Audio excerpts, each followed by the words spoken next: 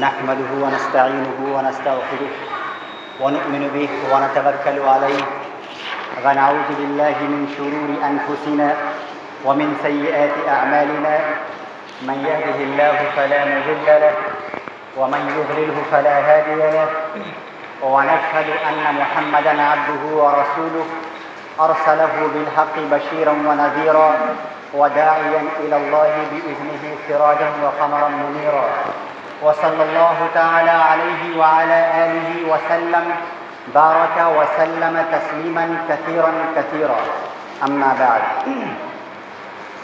فقد قال الله تبارك وتعالى أطيعوا الله وأطيعوا الرسول وأولي الأمر منكم وقال تعالى إن كنتم تحبون الله فاتبعوني يحببكم الله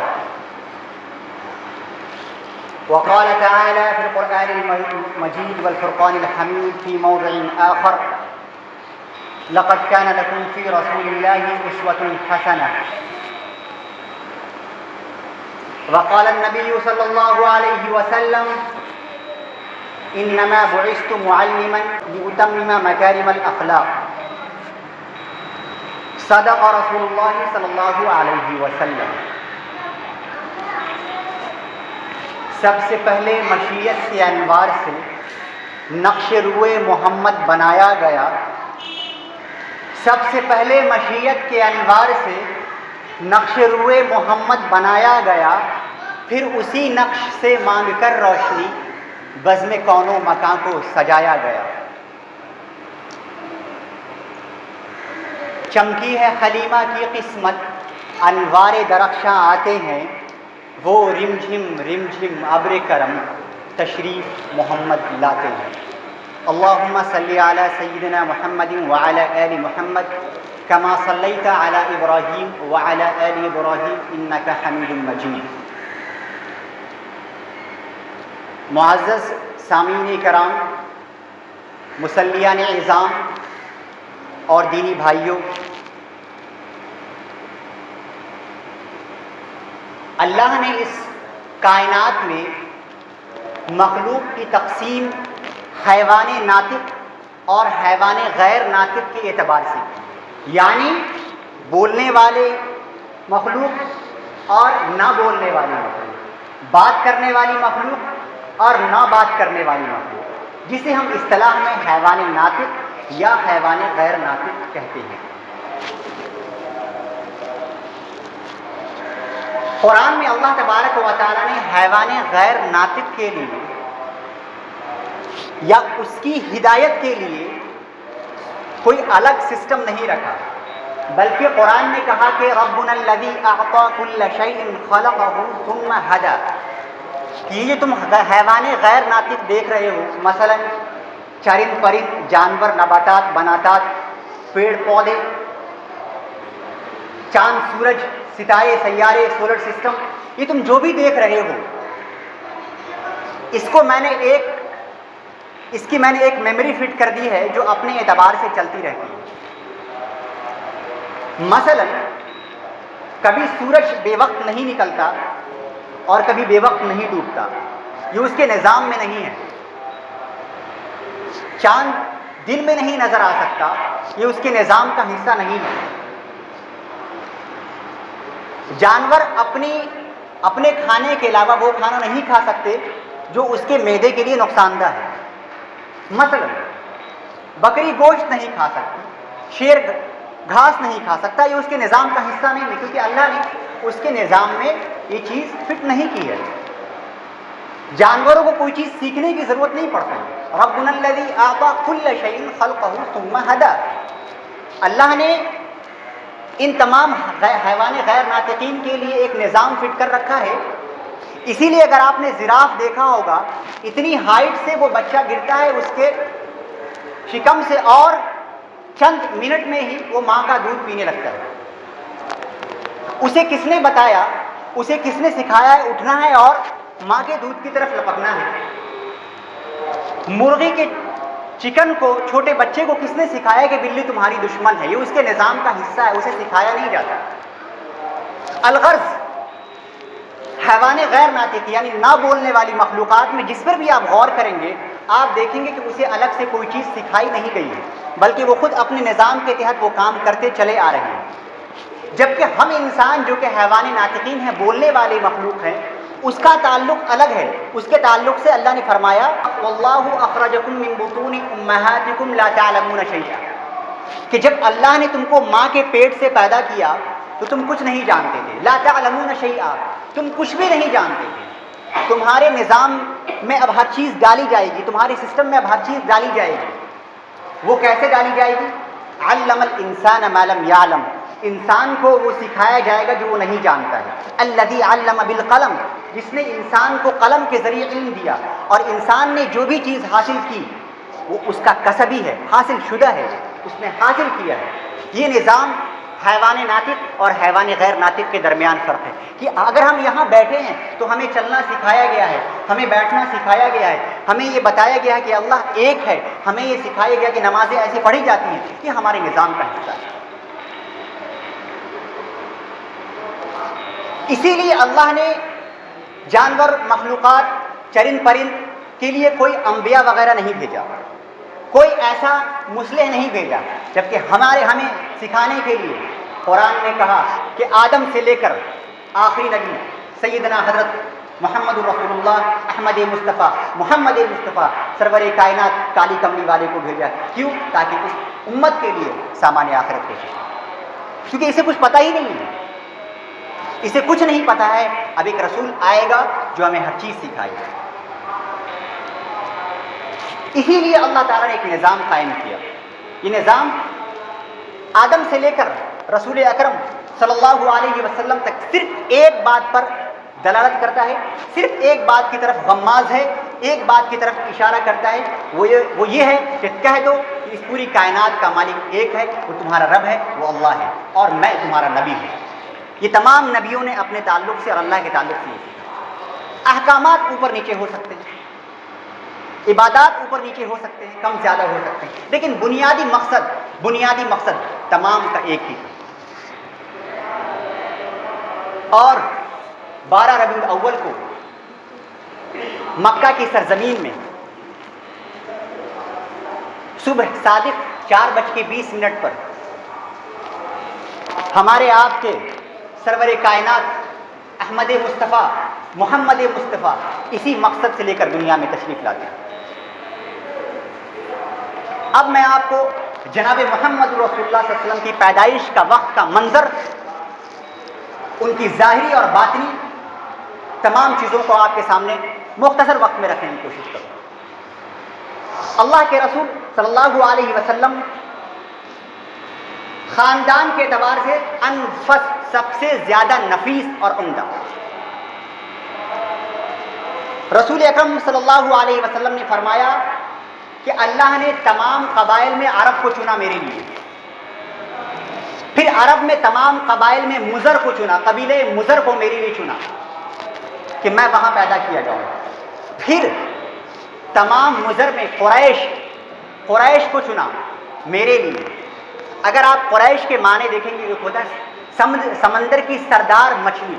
یہ جو قریش تھے مکہ میں، یہ سرداری کیا کرتے، اس سردار میں اور اس کے اندر بھی اللہ تبارک و تعالیٰ نے سب سے بہترین بنو ہاشم کو چنا، اور آپ کا تعلق بنو ہاشم سے۔ تمام انبیاء میں، تمام انسانوں میں سب سے بہترین انسان جناب محمد رسول اللہ صلی اللہ علیہ وسلم کے اللہ نے تمام چیزیں بہترین چنی۔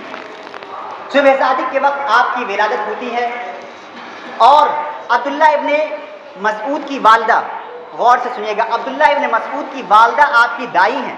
اس وقت کہا جب رسول اکرم صلی اللہ علیہ وسلم دنیا میں تشریف لائے،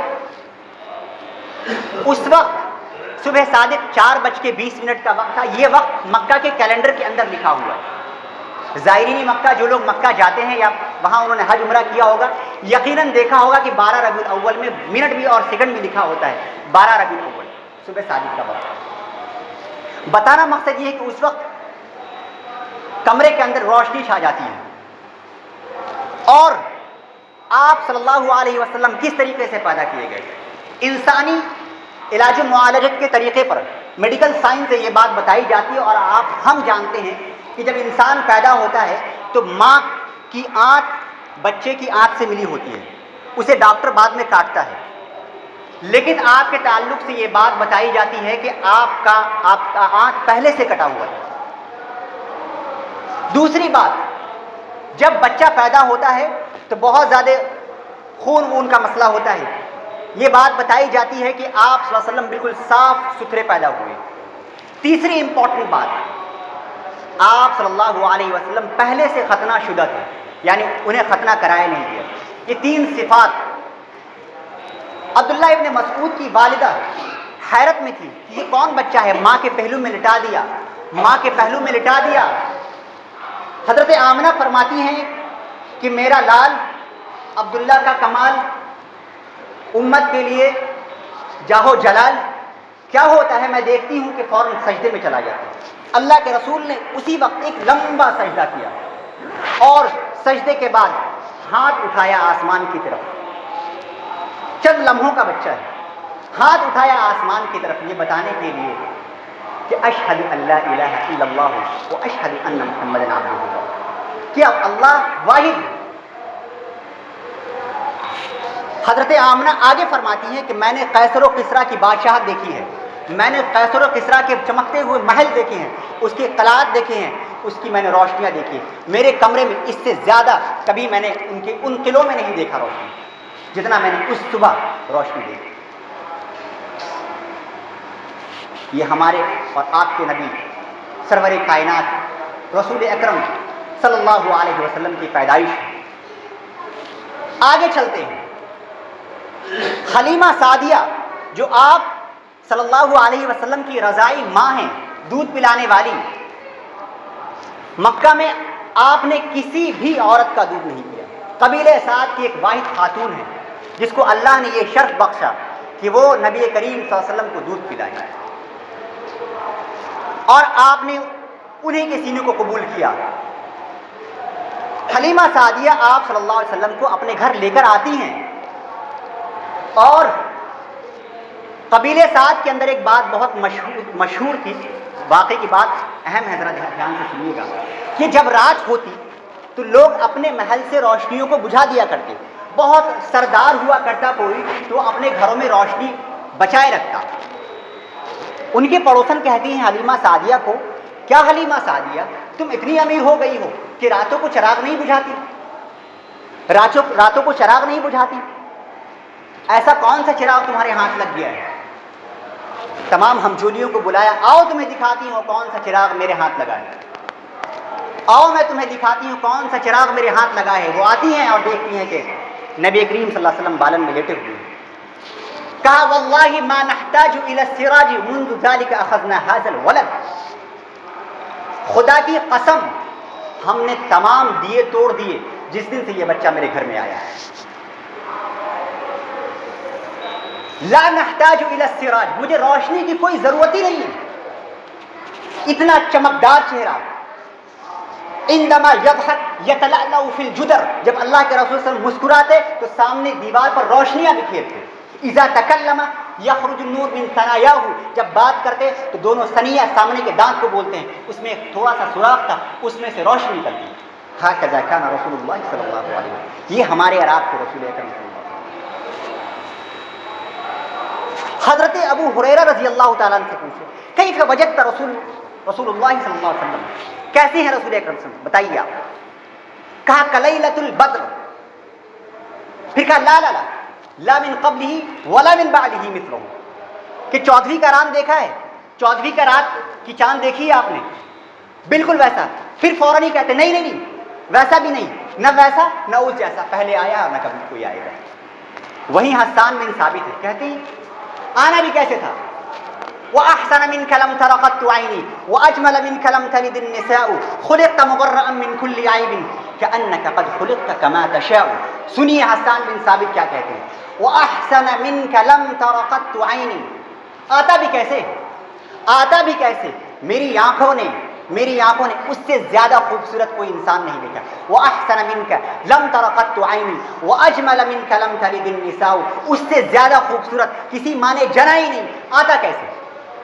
خلقت مبرأ من کل عیب، آپ صلی اللہ علیہ وسلم تمام عیوب سے پاک پیدا کیے گئے ہیں، ایسے پیدا کیے گئے ہیں، ایسے پیدا کیے گئے ہیں۔ خلقت مبرأ من کل عیب کأنک قد خلقت کما تشاء، گویا کہ آپ نے اللہ سے فرمائش کی، اے میرے رب مجھے یوں بنا، مجھے یوں سوار، مجھے یہ صورت دے، ڈیمانڈ پہ گویا کہ پیدا کی۔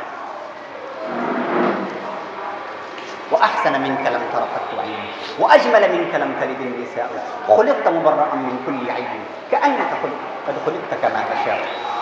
كان رسول اللہ صلی اللہ علیہ وسلم احسن الوجہ، سب سے زیادہ خوبصورت انسان کے اعتبار سے۔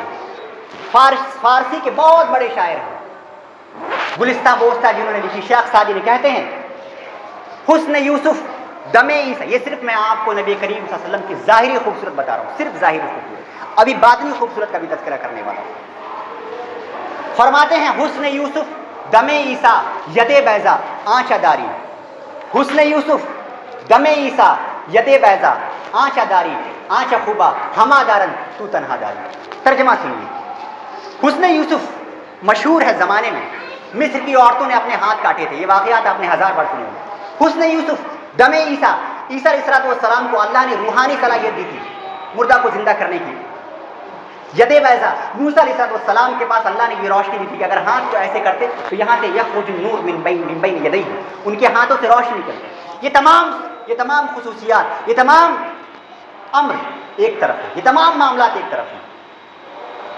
آنچ خوبا ہما درد تو تنہا داری، آپ صلی اللہ علیہ وسلم، آپ کو ان تمام میں یگانہ روزگار ہے، یگانہ روزگار ہے، جسیمن قسیمن، خوبصورت، مکمل، اور کہتے ہیں جب آپ صلی اللہ علیہ وسلم مسکراتے تو چہروں سے روشنی ہے، یہ ہمارے نبی کریم صلی اللہ علیہ وسلم۔ اور میں کیا تعریف کروں، میں کیا تعریف کروں، اور ہم جیسے کیا تعریف کریں، پوری امت کے تمام قلم کو جمع کر دیا جائے پھر بھی جناب محمد رسول اللہ صلی اللہ علیہ وسلم کی تعریف نہیں کی جا سکتی ہے۔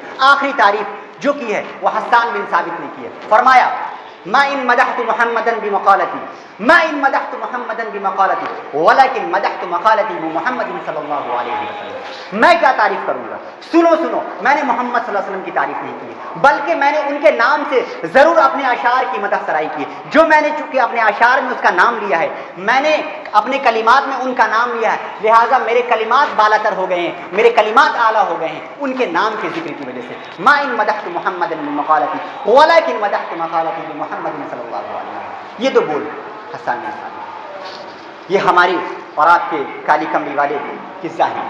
آئیے تھوڑی سی گفتگو کر لیتے ہیں جناب محمد رسول اللہ صلی اللہ علیہ وسلم کی باطنی خوبصورتی کی۔ میرے محترم بزرگوں دوستو، چونکہ 12 ربیع الاول کا موقع ہے، میں چاہتا ہوں کہ جناب محمد رسول اللہ صلی اللہ علیہ وسلم کی امت کو یہ پیغام پہنچا دیا جائے کہ انسانی خلقت کے اعتبار سے ظاہر ہو یا باطن، ہمارے اور آپ کے نبی مکمل انسان تھے، با اخلاق انسان تھے، جس کو قرآن نے چیخ چیخ کر کہا انک لعلی خلق عظیم، آپ سے زیادہ اخلاق مند انسان کوئی نہیں۔ ابھی تھوڑی دیر پہلے میں نے آپ کو ظاہری خوبصورتی بتائی، آئیے میں آپ کو بتاتا ہوں اور ایک مثال دیتا ہوں کہ جناب محمد رسول اللہ صلی اللہ علیہ وسلم دل کے اعتبار سے کتنے زیادہ خوبصورت تھے۔ ایک منظر ملاحظہ کیجیے کہ میدان جنگ ہے، غزوہ احد کا واقعہ سامنے رکھیے، اور آپ صلی اللہ علیہ وسلم کو سامنے سے یہاں میخ گھسی ہے، یہاں میخ لگی ہے، 2 میخیں لگی تھی، اور ایک پتھر آ کے آپ کے پیشانی پر لگا اور آپ بے ہوش ہوئے۔ صحابہ نے سوچا کہ آپ کا انتقال ہو گیا۔ میں صرف آپ کو مثال پیش کر رہا ہوں اللہ کے رسول کے اعلیٰ اخلاق ہونے کی، اس سے زیادہ میرے کم علمی کے مطابق کوئی زیادہ عظیم اخلاق من نہیں ہو سکتا، کیونکہ وہ میدان جنگ ہے، اور میدان جنگ میں تمام ہیلے چاپلو، تمام پالیسیز، ہر چیز جائز ہوتی ہے۔ اس وقت نبی کریم صلی اللہ علیہ وسلم کے اعلیٰ مثال، اخلاق کی اعلیٰ مثال ملاحظہ کریے۔ آپ صلی اللہ علیہ وسلم کو تھوڑی دیر کے بعد ہوش آتا ہے۔ ایک صحابی ہیں جن کا نام ہے حضرت ابو عبیدہ بن جراح رضی اللہ تعالیٰ، جن کے تعلق سے جناب کریم صلی اللہ علیہ وسلم نے ارشاد فرمایا لکل امت امین وامین هذه الامہ وعبیدہ بن جراح، کہ ہر امت کا ایک امین ہوتا ہے، ہر امت کا ایک امین ہوتا ہے۔ میری اس امت کا امین عبیدہ ابن جراح ہیں، وہ عشر مبشرہ میں سے ہیں، 10 ایسے صحابیوں میں سے ہیں جن کو اللہ کے رسول نے ایک ہی مجلس میں جنت کی بشارت دی۔ وہ فرماتے ہیں یا ابا بکر اقسمک باللہ، اے ابو بکر میری بات غور سے سننا، میں تمہیں اللہ کی قسم دیتا ہوں، یہ رسول اکرم صلی اللہ علیہ وسلم کے گال میں جو 2 میخیں گھسی ہیں یہ میں نکالوں گا، یہ میں نکالوں گا۔ تم نے تمام موقع سے جناب محمد رسول اللہ کی خدمت کی ہے، یہ موقع تمہیں مجھے دینا ہوگا۔ فترکہ، پھر ابو بکر نے چھوڑ دیا، پھر ابو بکر نے چھوڑ دیا۔ کہتے ہیں کہ حضرت ابو عبیدہ بن جراح رضی اللہ تعالیٰ عنہ اپنے سامنے کے دونوں دانتوں سے پہلی میخ نکالتے ہیں اور ان کی ثنایا میں سے ایک ثنیہ ٹوٹ جاتا ہے، پھر دوسری میخ نکالتے ہیں اور پھر دوسرا ثنیہ یعنی دوسرے سامنے والی دانت ٹوٹ جاتے ہیں، کن کے؟ حضرت ابو عبیدہ بن جراح رضی اللہ تعالیٰ عنہ کے۔ اسی تعلق سے حضرت ابو بکر صدیق رضی اللہ تعالیٰ نے حضرت ابو عبیدہ بن جراح کو ایک بہت خوبصورت ٹائٹل دیا، کہا احسن الناس حتمن۔ حتمن کہتے ہیں ایسے شخص کو جس کے دونوں سامنے کے دونوں دانت نہیں ہوں، کیونکہ غزوہ احد میں اللہ کے رسول صلی اللہ علیہ وسلم کی میخ نکالنے کی وجہ سے حضرت ابو عبیدہ بن جراح رضی اللہ تعالیٰ عنہ کے سامنے کے دونوں دانت شہید ہوئے، انہیں لقب دیا گیا وہ احسن الناس حتمن۔ صحابہ نے کہا کہ آج کافروں کا معاملہ ختم ہے۔ رسول اکرم صلی اللہ علیہ وسلم کو ہوش آیا، آپ نے ہاتھ اٹھایا۔ آپ نے یہ واقعہ ضرور سنا ہوگا، لیکن آپ دیکھیے آپ نے کیا کہا۔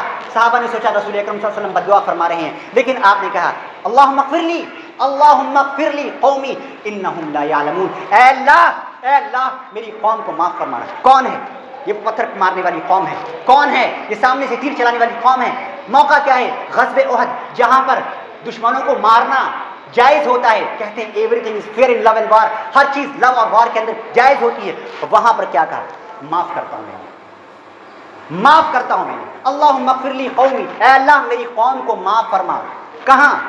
غزوہ احد میں، میدان جنگ میں، جہاں دوڑ کر مارنا جائز ہے، جہاں اسی غزوہ بدر کی بات ہے جس وقت حضرت ابو عبیدہ بن جراح رضی اللہ تعالیٰ عنہ اپنے والد عبیدہ کو سامنے سے تیر مار کر شہید کر دیتے ہیں، اور غزوہ احد میں آپ صلی اللہ علیہ وسلم کفار و مشرکین کو معاف فرماتے ہیں۔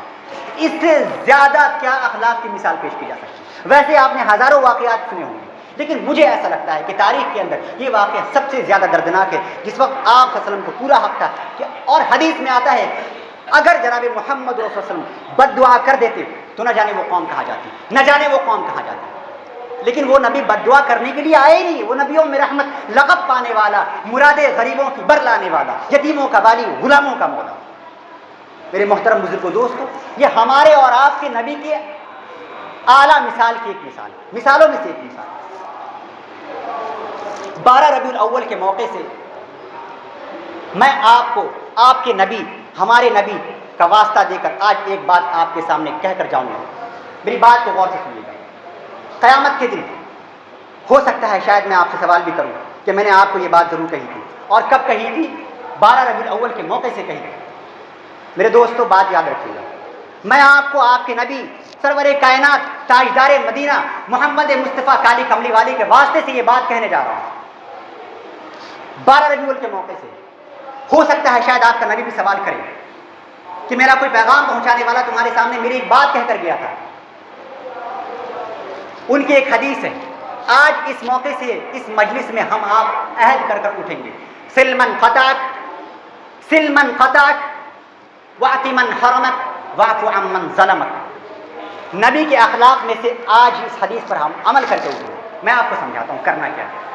سلمن قطعک، جو شخص بھی آپ سے تعلق توڑے گا، آپ اس مجلس کے اندر عہد کریں گے اللہ اور اس کے رسول کے حوالے سے کہ میں آگے چڑھ کر آگے بڑھ کر اس سے اپنا تعلق قائم رکھوں گا، کریں گے انشاءاللہ۔ دیکھیے میں آپ کو آپ کے نبی کا واسطہ دیتا ہوں، سلمن قطعک، نبی نے کبھی کسی سے بغاوت نہیں کی، کبھی کسی سے بدلہ نہیں لیا۔ غزوہ بدر میں، غزوہ احد میں معاف کرنے والی شخصیت کیا کسی سے بدلہ لے گی؟ طائف میں پتھر مارنے والی قوم کو اللہ نے معاف کیا، شرارتی بچوں کو لگا دیا گیا پیچھے۔ سلمن قطعک، جس سے بھی لڑے ہوں خدا کے واسطے آج ہی فون کرنا ہے، آپ نے آج ہی ان سے گلے ملنا ہے کہ آج میں آپ کو 12 ربیع الاول کے موقع سے اپنے دل کو صاف کرتا ہوں اور جناب محمد رسول اللہ کی محبت میں آپ کو معاف کرتا ہوں۔ سلمن قطعک واعط من حرمک، جو شخص آپ کو آپ کا حق نہیں دے گا یا نہیں دیا ہو، آپ اس کو اس کا حق لوٹائیں گے انشاءاللہ۔ اکثر یہ ہوتا ہے کہ بدلہ لیا جاتا ہے، میرا موقع ہے، اب میں بدلہ لوں گا، تم نے اپنے وقت میں نہیں دیا تھا، میں بھی نہیں دوں گا۔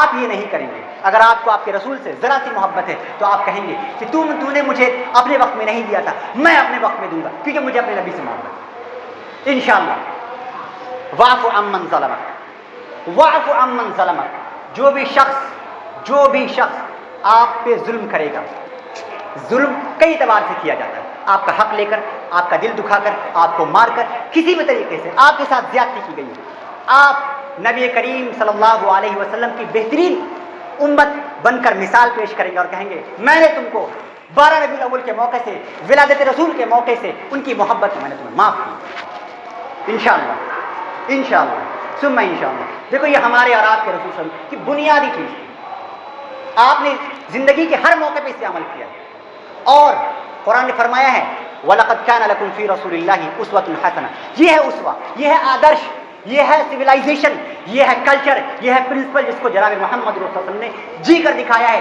مکہ کے درمیان بھی اور مدینہ کے درمیان بھی۔ اسی لیے آپ کو الصادق والامین کا لقب ملا کہ آپ سچے ہیں اور امانت دار ہیں۔ یہ رسول اکرم صلی اللہ علیہ وسلم کا ٹائٹل مسلمانوں نے نہیں دیا بلکہ کفار و مشرکین نے دیا کہ محمد سچ بولتا ہے، محمد صادق ہے، اور ہمارے درمیان یہ بات کہی جاتی ہے کہ ہمیں اپنے مسلمان اس پر یقین نہیں ہے، میں اس پر یقین نہیں کر سکتا، وہ اچھا آدمی نہیں ہے، ہم ایک دوسرے کے دشمن بنے پھرے ہوئے ہیں۔ ہمارا کہاں ہے آدرش؟ اسوۃ حسنہ کہاں ہے؟ لقد کان لکم فی رسول اللہ اسوۃ حسنہ۔ میرے دوستو، میرے بھائیو، یاد رکھیے گا کہ میں نے آپ تک اللہ اور اس کے رسول کے پیغام کو پہنچا دیا ہے۔ وما توفیقی الا باللہ۔ ایک ہو جاؤ تو بن سکتے ہو خورشید و مبین، ورنہ ان بکھرے ہوئے تاروں سے کوئی بات نہیں۔ اللہ تعالیٰ کہنے سننے سے زیادہ سب سے پہلے مجھے عمل کی توفیق عطا فرمائے۔ وما توفیقی الا باللہ۔ مع السلامہ۔